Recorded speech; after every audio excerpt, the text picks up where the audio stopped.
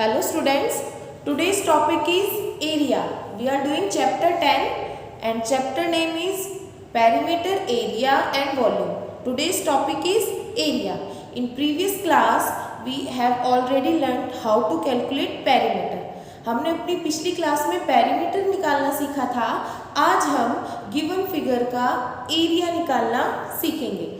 आपके इस बुक के अंदर सिर्फ दो फिगर्स यूज़ करेंगे, एक तो एरिया स्क्वायर यूज़ करेंगे, दूसरा रेक्टेंगल यानी स्क्वायर का एरिया निकालना सीखेंगे और रेक्टेंगल का एरिया निकालना सीखेंगे।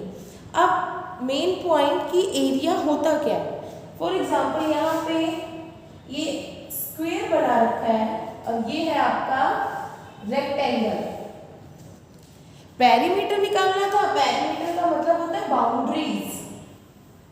बाउंड्री कैलकुलेट करनी थी तो हमने क्या फॉर्मूला लगाया था, प्लस का फॉर्मूला लगाया था। अब आपको एरिया कैलकुलेट करना है। एरिया का मतलब होता है ये जो आपको फिगर दे रखी है उसके अंदर का पार्ट, ये सारा अंदर का पार्ट, जो अंदर का पार्ट होता है सरफेस होता है वो पूरा आपका आता है एरिया। वो चीज़ क्या होती है, एरिया।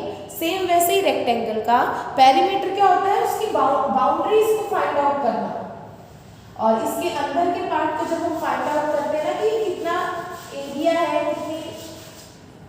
कितना एरिया इसने कवर कर रखा है, वो चीज़ होती है एरिया यानी अंदर का पार्ट। वो चीज़ क्या हो जाती है आपकी एरिया। इसके भी दो फॉर्मूले हैं।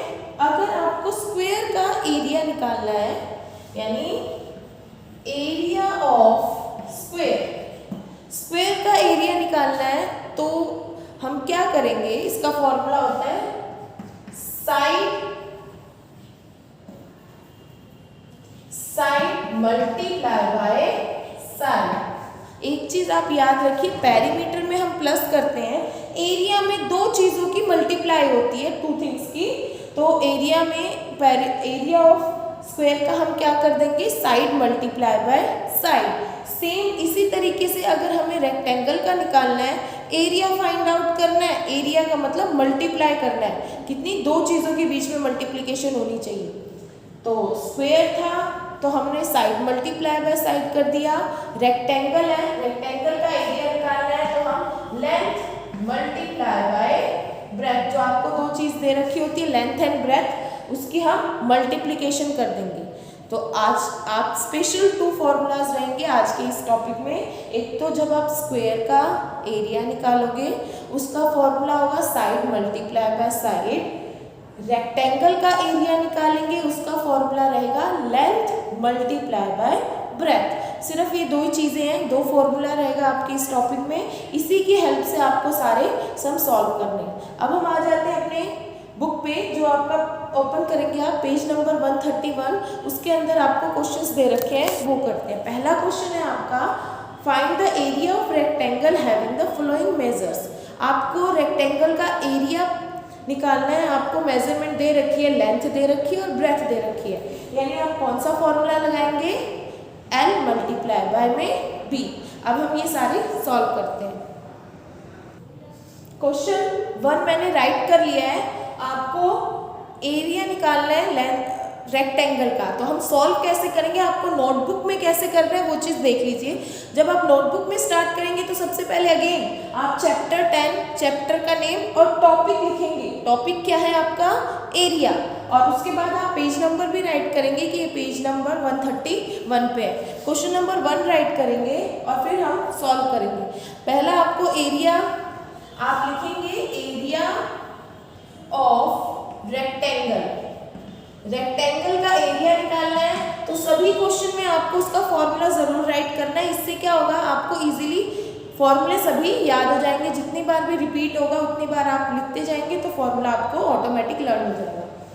तो एरिया ऑफ रेक्टेंगल का फॉर्मूला क्या होता है, रेक्टेंगल की एक लेंथ होती है, एक ब्रेथ होती है, 4 साइड्स होती है ना, यानी 2 लेंथ 2 ब्रेथ होती है, तो हम एक ही लेंगे। तो इसका फॉर्मूला है L multiply by B। Done.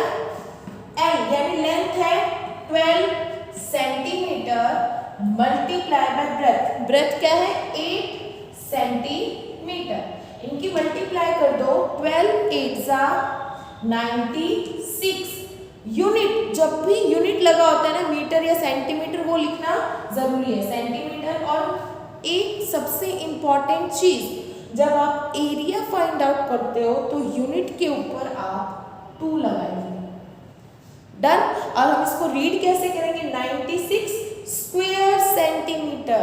जो ये 2 है इसे बोलते हैं स्क्वायर सेंटीमीटर। एक तो हम इस तरीके से राइट कर सकते हैं और दूसरा कैसे राइट कर सकते हैं हम, 96 स्क्वायर, एस क्यू लिख के डॉट सेंटीमीटर। जब भी आप एरिया लगाएंगे तो यूनिट के ऊपर आपको 2 लगाना कंपलसरी है। अगर आप 2 नहीं लगाते हैं तो आपका क्वेश्चन रॉन्ग हो जाएगा। सेम इसी तरीके से आप बी पार्ट करेंगे। बी पार्ट में भी यही करेंगे, एरिया ऑफ रेक्टेंगल।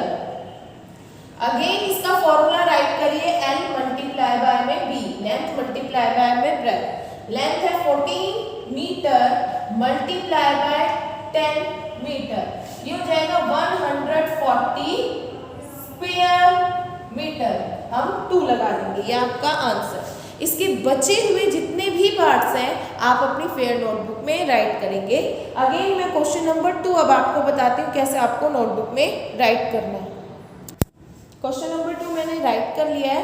अब आपको स्क्वायर की साइड दे रखी है, आपको एरिया निकालना है। तो सेम पहले हम राइट करेंगे एरिया ऑफ स्क्वायर। फॉर्मूला क्या होता है, side multiply by side. Side के लिए मैं एस यूज कर रही हूँ, यानी एस मल्टीप्लाई बाय में एस। साइड क्या दे रखी है 16, तो हम करेंगे 16 सेंटीमीटर मल्टीप्लाई बाय 16 सेंटीमीटर। 16 की मल्टीप्लाई आपको 16 से करनी है। मल्टीप्लाई करके आप रफ में भी चेक कर सकते हैं या साइड में भी आप मल्टीप्लाई कर सकते हैं। मल्टीप्लाई करेंगे तो आंसर आ जाएगा 256। यूनिट लिखेंगे सेंटीमीटर और उसके ऊपर क्या लगा देंगे 2। कहीं भी आपको यूनिट के ऊपर 2 लगाओ यानी वो एरिया का आंसर है। सेम इसी तरीके से हम नेक्स्ट करेंगे, हम राइट करेंगे area of square, S Q लगा दिया है और फॉर्मूला हो जाएगा साइड मल्टीप्लाई बाय साइड, यानी 6.9 किलोमीटर मल्टीप्लाई बाय 6.9 किलोमीटर। आप इनकी मल्टीप्लाई करेंगे आपस में और इसका आंसर राइट करेंगे। मल्टीप्लाई करके आंसर आएगा 47.61 किलोमीटर और इसके ऊपर हम क्या लगा देंगे 2 स्क्वायर। अब आपका लास्ट क्वेश्चन आता है क्वेश्चन नंबर 3। इसके अंदर आपको एक शेडिड पार्ट का सिर्फ और सिर्फ आपको शेडिड पार्ट का एरिया निकालना है। ये एक रेक्टेंगल है क्योंकि हमें लेंथ और ब्रेथ दे रखी है और इसका सिर्फ हाफ, आपको हाफ ही निकालना है इसका।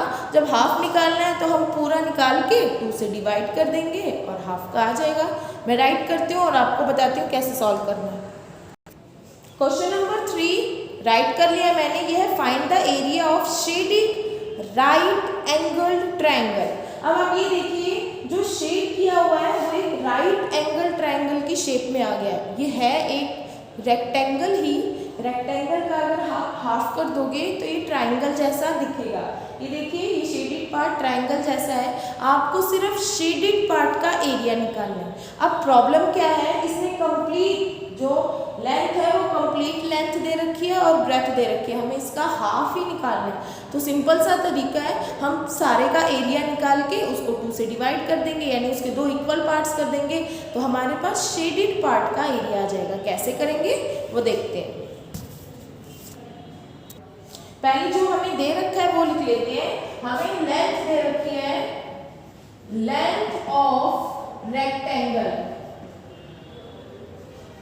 ये पूरा एक कंप्लीट रेक्टेंगल लग रहा है तो रेक्टेंगल की लेंथ दे रखी है 15 सेंटीमीटर।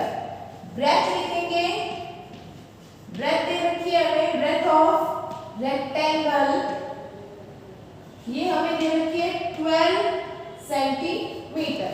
12 सेंटीमीटर दे रखी है। अब हम एरिया ऑफ रेक्टेंगल निकालेंगे। Area of rectangle, area of rectangle है L मल्टीप्लाई बाय में B, यानी 15 सेंटीमीटर मल्टीप्लाई बाय 12 सेंटीमीटर। इसकी हम आपस में मल्टीप्लाई करवाएंगे। हम मल्टीप्लाई करेंगे तो आंसर आ जाएगा 180 सेंटीमीटर स्क्वायर। हो गया। ये तो कंप्लीट का हमें एरिया पता चला है। अब हमें शेडेड पार्ट का एरिया निकालना है। शेडेड पार्ट का एरिया निकालने का फॉर्मूला होगा area of rectangle divided by 2।